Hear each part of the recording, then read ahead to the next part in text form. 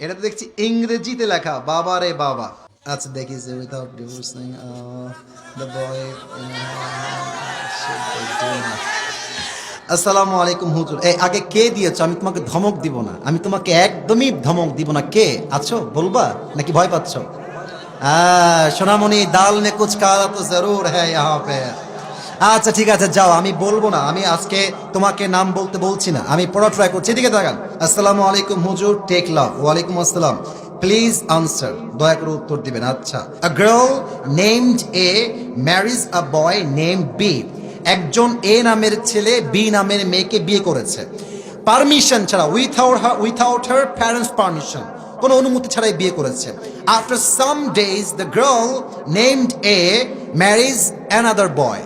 অর্থাৎ যেই মেয়েকে সেই প্রথম যুবক বিয়ে করেছিল, ওই মেয়েটা আরেক যুবককে বিয়ে করে ফেলেছে। এখন সে বলতেছে without divorcing the boy name B, অর্থাৎ আগে যে যুবকের সঙ্গে বিয়ে হয়েছিল তাকে ডিভোর্স দেওয়া ছাড়াই এই মেয়েটা আরেক জায়গায় বিয়ে করেছে।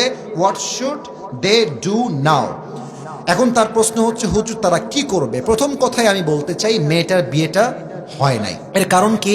যদি কোনো মেয়ে সেকেন্ড কোনো বিয়ে করতে চায় তার স্বামীকে রেখে, তার স্বামীকে তাকে তালাক দিতে হবে। তালাক দিলেই হবে না, 3টা পিরিয়ড পার করতে হবে। 3টা পিরিয়ড যখন পার হবে তখন স্বামী এবং স্ত্রীর মাঝে রিলেশনশিপটা ফুললি ব্রেকআপ হবে।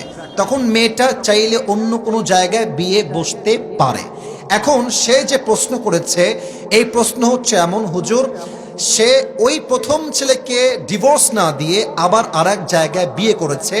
আমার মনে হয় যেই মেয়ে প্রথম স্বামীর থেকে ডিভোর্স না নিয়েই অন্য কোথাও বিয়ে বসে যায়, তার চরিত্রে নিশ্চিত ভেজাল আছে যুবক ভাইরা।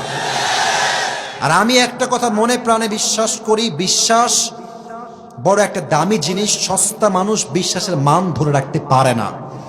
যেই মেয়েটা তোমাকে ডিভোর্স না দিয়েই বিয়ে করেছে, মনে রাখবা ওইটা আসলে সেকেন্ড টাইম তোমার বউ হওয়ার যোগ্যতা রাখে না। ওকে ডিভোর্স দেওয়াই উত্তম হবে। তবে মেয়েটা যদি এখন সত্যি বিয়ে করে সংসার করে, আমি আপনাকে কোরআন দিয়ে বলছি, হাদিস থেকে বলছি, কোরআনের চোখ দিয়ে বলছি, হাদিসের চোখ দিয়ে বলছি, মাসআলার চোখ দিয়ে বলছি, মেয়েটা এখন স্বামীর সঙ্গে থাকলেও জেনা হবে, শুইলেও জেনা হবে, ডানে বামে যাবে, একসঙ্গে থাকবে, দ্বিতীয় স্বামীর সঙ্গে প্রত্যেকটা কাজ জেনার শামিল হবে। কারণ তার প্রথম বিয়ের থেকে সে এখনো মুক্তি পেতে পারে নাই। কথা ঠিক আছে কিনা বলে? আর যে আমাকে প্রশ্ন দিয়েছো তাকে আমি এতটুকু বলতে চাই, যদি এটা তোমারই ওয়াইফ হয়, আমি জানি না কার ওয়াইফ, বাট তোমার বন্ধুরও যদি ওয়াইফ হয়, বন্ধুকে আমার এই মেসেজটা বা ভিডিও পাঠিয়ে দিও। এরকম মেয়ের সঙ্গে সংসার করার কোনো দরকার নেই। এবং এই মেয়েটা যা করছে এখন, বিশ্বাস করেন, যাকে যে বিয়ে করেছে, ওই মেয়েটা যাকে বিয়ে করছে, ওর জীবনটাও জাহান্নাম হয়ে যাবে। এবং মেয়েরা, ভাই কি বলবো, বললে কথা বের হয়, মেয়েরা বিয়ের সময় এত পরিমাণ মিথ্যা বলে।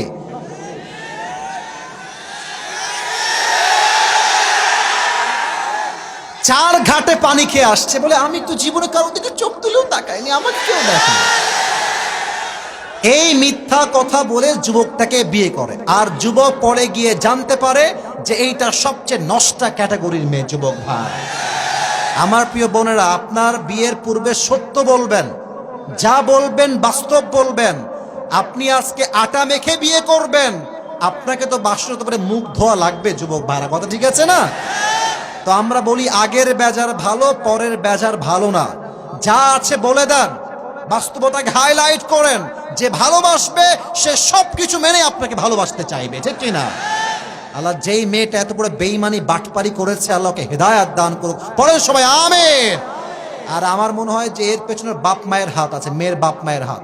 মেয়ের বাপ মা বলে, এই তুই চলে আয়, তোর যা লাগবে আমরা তোকে দেব। বাট মাথায় রাখবেন, মেয়ের একবার ডিভোর্স হয়ে গেলে মেয়ের গায়ে কলঙ্কের দাগ লেগে যায়। যুবক ভাইরা, নেক্সট টাইম সহজে বিয়ে হতে চায় না। তো যেই মেয়েটাই কাজ করেছে, ওকেও আল্লাহ হেদায়েত দান করুক।